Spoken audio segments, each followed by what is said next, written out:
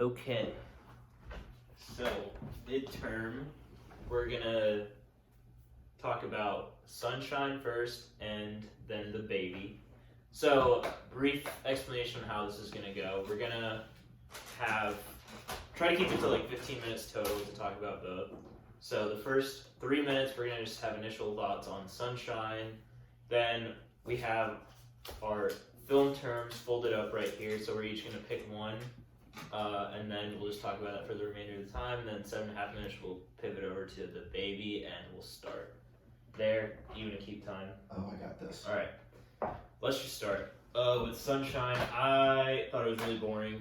I didn't think it was like engaging. I like what they were trying. Like I kind of feel like I got what they were trying to do. Just trying to depict like an internal battle and like kind of like show the like area he was working in, and like it's just like kind of painted as like this is where he finds self-fulfillment, and then kind of in the middle it's sort of you get that flip and it turns basically looks at the narrator himself, and it's just more about him and less about his environment. I thought that was kind of like interesting, but I just didn't think it was like fleshed out enough, and maybe like a short wasn't the best way to do it, or maybe like documentary style wasn't the best way to do it. I don't know, it very well could be something that's just above my mental pay grade. That's fair. But like at the very beginning he mentioned advertising to begin with, and I was like, oh, it's probably symbolic. But then as it went on I was like, oh, he's talking about advertising, like that's what he's talking about. Yeah. I personally get the internal struggle that you talked about, and that's pretty much the only other thing that I picked up on. Otherwise, I thought it was pretty I thought it kind of sucked. Yeah. Yeah, I definitely agree with what Arjun was saying. I was kind of I spent the whole time trying to like figure out what the point of it was, and if they were trying to make it so that they were trying to depict like this internal battle, like it is difficult to fully develop a character like that in like 10 or 15 minutes or however long it was. Right. So I definitely feel like the short might not have been the way to go. At least it sounds like it didn't really resonate as much with us. Yeah. But it did seem to have this kind of like gloomy tone this whole time. Like there definitely was this constant like feeling of just this guy was he was talking a lot about his job, and we were obviously seeing some of it, but there's like something else going on. Yeah, I think that may have been like one of the bright spots, just like the way that they like showed him and depicted him, just like close-ups of his like tired face, and just like he's never smiled throughout the whole thing. Yeah, it was just like kind of he's talking about like how he's so passionate about like the intricacies of advertising and whatnot, but you don't get that, or you don't feel that ever. You just think he's going through the motions. Yeah. And then he started talking briefly about like his actual environment, like in Shanghai, and I mean, I just struggled to piece together the connection between the two. Yeah, same. Right. It's like two different plot lines going on. Yeah. And there was one point where he brought up like Mao, or like propaganda and stuff, and then he like tried to relate it to propaganda as a advertiser or whatever. I thought that could have been fleshed out a little bit more too. Just need more time. Yeah, maybe a little more time. Just like conscious of that. All right, we can go ahead and pick these. Who wants to go first? Protagonist and antagonist. All right. Nice one, dude. Protagonist. Thanks, man. Well, I thought it was pretty like character centric. I mean, we talked about like the kind of like character development that they were going for with this guy that was talking about his passion for advertising, but also at the same time Mao Zedong and the part of Shanghai that hasn't been torn down yet. I mean, I don't really see any stark antagonists out of this short. Well, I just don't think they had the time to really develop that. I would probably say like it's trying to depict internal conflict. So he's both. Like, I guess like one side of him would be the protagonist, and just sort of like that looming thing under him that we couldn't put a finger on would be the antagonist, and it could provide like maybe some sort of like social commentary and like work, like how a lot of Americans like approach their work nowadays, as more like going through the motion. Another thing you could look at is like he was talking about the intricacies of advertising and everything, and how personal preference or consumer preferences in China, for example, are different from what he's used to in the United States, and like that could tie in with the whole the idea that like Western thinking is not global thinking, and that we as a nation, like the way we do things is very different from how other people do things. So like while you may sometimes get caught up in like your own personal preferences, like other people do not necessarily share those. Yeah, when he's like, this commercial was like kind of crazy, like the one with the fire and the hose. He's like, this commercial is kind of crazy, but Exactly. it made me kind of love it at the end of the day. It was like, only an advertiser would probably be able to like open their eyes and say like, why does this work? Yeah. All right, I'll pick the next one. And social commentary. Oh yeah, let's get the ball rolling.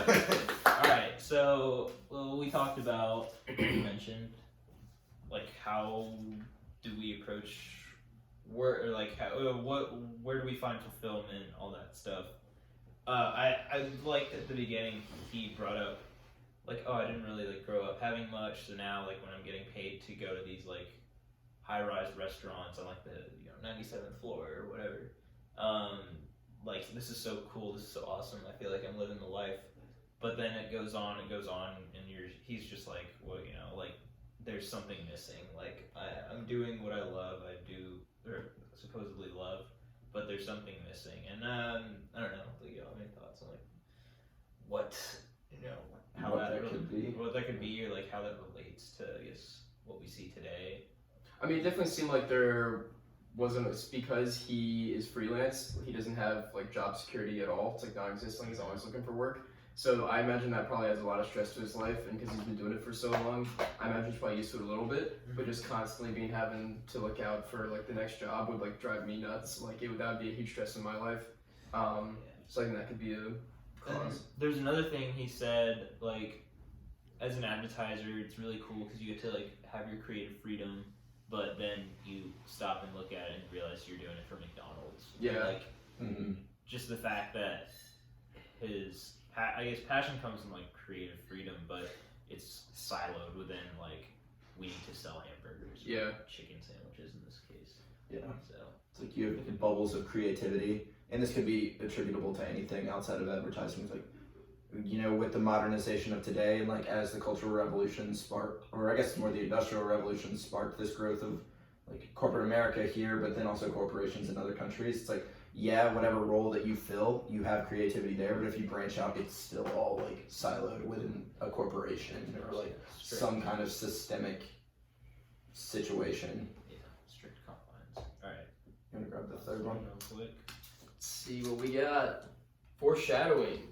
Ooh, Interesting. That's tough. I mean, I think we were talking a little bit earlier about how it just seemed like there was this like gloomy tone, and not necessarily like depressing, I guess, but just like there was like this piece that was missing, that like to like complete, I guess, this guy, and we never really like found it. And that was definitely evident from the very beginning, when he's like getting on the airplane, like he's just kind of walking like nonchalantly, like it's not like he was talking like he was super excited about the job they had to do, despite the fact that he's traveling like around the world and experiencing all these really cool places. So I think that like definitely became more developed, I guess. And that was, like I said, evident from the very beginning. But because it was so short, I don't really think there were any like events that. It kind of struck me as like doomy and gloomy from the very beginning. So it's almost like from the start, you figured that something was going to arise, like something is missing from this guy. Like he doesn't seem super giddy about this creative opportunity to work for McDonald's. I think, like we said, so from the start, like it was his dialogue, like lack of energy, and then I think a lot of the camera work, like I mentioned before, showing his like tired face, like not ever enthusiastic. We kind of got a sense that it was going to be an internal battle rather than like expose on Chinese advertising. Yeah. So one thing we talked about in class, and it's fine if we go over a little bit, but with foreshadowing is like when is it done well and when is it done poorly. So if it's like too overt, too obvious, then it's like probably a bad example, just because like we all know it's gonna happen. And then at the same time, if it's too subtle, to a point where like no one's gonna catch it, then like it's kind of pointless. So I would say that this was probably on the side of it being too overt and too kind of here it is. But also like we could be just missing the missing the needle on what the actual conflict that they're trying to depict is. Yeah, I definitely think I see where you're coming from. My thing is like I don't know if there was like overt foreshadowing. I don't really know what it would be foreshadowing exactly. So like I'm actually gonna disagree with you here, and I'm gonna think that like it was the foreshadowing itself was done poorly, but I think it's on this downside rather than like it being overt. More subtle. It was subtle. Yeah, Okay. because That's fair. but also like I mean I guess it's all subjective. So Right. should we move on to the baby? Yeah, the baby. So This one was more entertaining. It was more entertaining. It was a little more like gutting. It had like Solemn. yeah, it was even more solemn and like depressing than the Sunshine one. How are we on time? I thought they did a great job of, despite knowing nothing about this girl's situation, they did a really good job of like building the intensity of the situation. Yeah. So that was kind of one gripe I had with it. Like we don't have any background on who this is. Like why does she need to find a baby? They maybe mentioned like she's hiding it from her family. Right. I think that's what they're getting at. So like I guess that's enough for us to realize like that conflict of what is she gonna do with this baby, and like her friend is in the situation of like wants to be a good friend, has to help her, but like she's in a college dorm, like how is she gonna take care of her baby, and like how long is this gonna last? I think there were so many just like layers to this, which was interesting, and it just sort of made me feel uneasy at the end, just like her on the bus. I'm like, wow, she had like a million things going on in her life right now. I think it just speaks, I mean, to go back to the whole social commentary thing, I mean, I think this speaks volumes about like, the pressure that a lot of young women are under, especially in Middle Eastern countries, where like, if you're not married with a husband, like if you have a child, then you may be looked down upon. To the point where like you can't even tell your own family. Yeah. Exactly.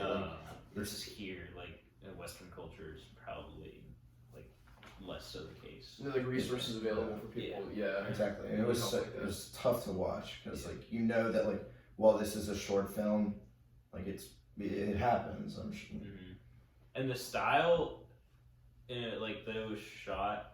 Did we do cinematography already? No, but Okay. one of the three. We can. All right, I'll go ahead. Conflict. Okay. It's gonna be the last one.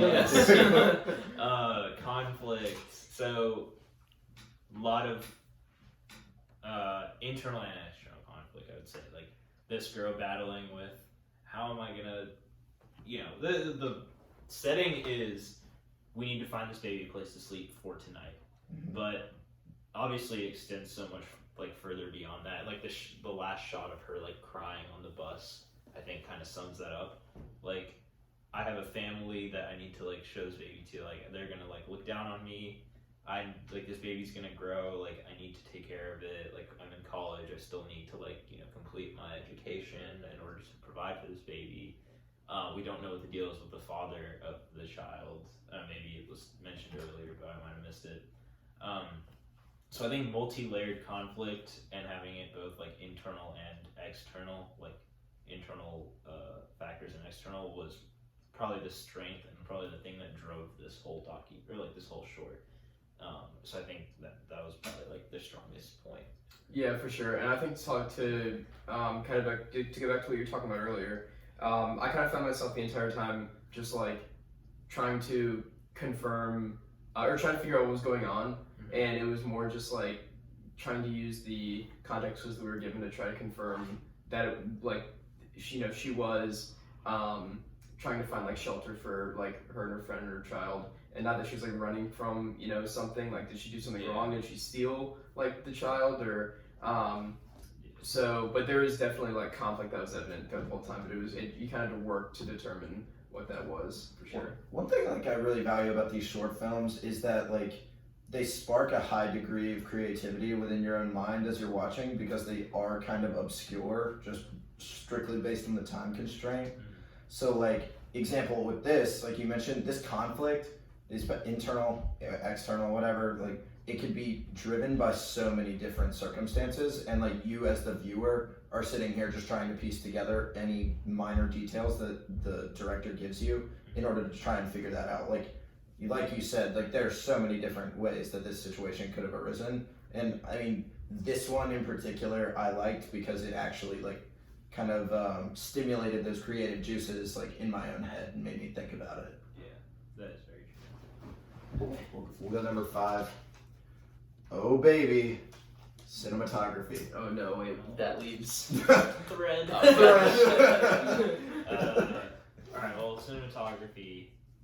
Yeah, you can take the lead on that. All right. Well, cinematography. Okay, so setting the like camera work, you know, the fun. Okay, so it was shot in documentary style. Yeah. Like I felt like I was watching a documentary, and I kind of, to me, made it that much more real. I wasn't watching like a story. I wasn't watching like, you know, some manufactured story. I was watching something that seems more real to me, and which it probably is. Like it probably speaks. And it could be artistic choice, like to reinforce the idea, like, hey, buddy, this issue is happening, like in the world. So this is not a fictional tale. This is something that, you know, these two characters might be made of, but it's definitely impacting other people. And maybe that's why they did it in the documentary style, because it is nonfiction. Like lots of still shots. Like if this were, you know, caked up with like camera, like fancy camera work and like all that stuff, you'd feel like you're watching, you know, like a Superwoman story. Like, You feel like the issue is fabricated. yeah, and it sort of like marginalizes the issue. So I think the cinematography here was like very intentional and very well done. Yeah, Mr. I think so Phillips. as well. I mean, I mean, you guys pretty much already covered all of it, but it definitely seems like a like story that obviously like has a lot of meaning, but the cinematography kind of made it more intimate. But you could kind of tell from the like, you just kind of had a feeling of like a like college student film, just kind of to me from the beginning, just because of like the way some of the stuff was shot and how it was like it just kind of like felt like it was like a like very basic like documentary that I've seen before, but it definitely gave it a more intimate feeling, made it feel more real as well. Yeah, for sure. What we've all been waiting for. Yes, our final one is Thread. We can come up with one thread before this Yeah. video ends. Let's just think. While you were talking about cinematography, I was thinking about Thread. Boy, you guys are Yeah. I mean, the bus pops up multiple times. buses. It's almost like there's a certain connotation that comes along with public transportation. Like a lot of people associate public transportation with lower income individuals, and like, you know how like in a lot of films, people that are like riding a bus, they use like those shots as like almost like a sad moment, a point of reflection. Pursuit of Happiness definitely has a few of those. Yeah. And I think exactly, that was the movie that came up to mind. Yeah. And I think it kind of reinforces the idea of internal conflict, because on numerous occasions she's like sitting there like looking out the window, really pondering everything that's going on, thinking about the longevity of like how long she can keep this hidden. Yeah, I think for like, I guess the bus, for me, like the bus scenes always made me feel like, you know, anxious about what is to come, and you know, it's more like you want that bus ride to last forever because you don't know like how this next thing is gonna go. So like when they're taking the bus to take the baby into the dorm room, and like they were unsure if they could like get her through in the backpack, and it was just like that nerve-wracking moment. Just toss that baby in the book Yeah, bag. I was like, yeah, I mean, dang. So like that, yeah, it's like that discomfort.